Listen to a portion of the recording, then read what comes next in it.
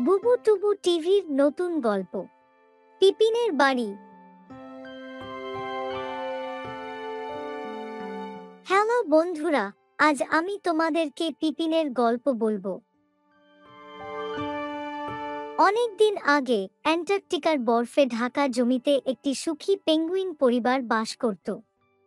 সেখানে ছিল মা পেঙ্গুইন, বাবা পেঙ্গুইন এবং তাদের ছোট সন্তান পিপিন।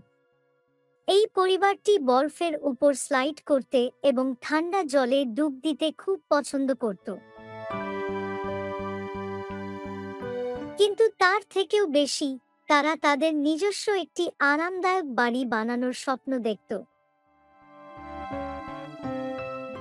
মা, আমি চাই আমাদের নিজস্ব একটা আরামদায়ক বাড়ি হবে, যেখানে আমরা গরম ও সুরক্ষিত থাকতে পারবো।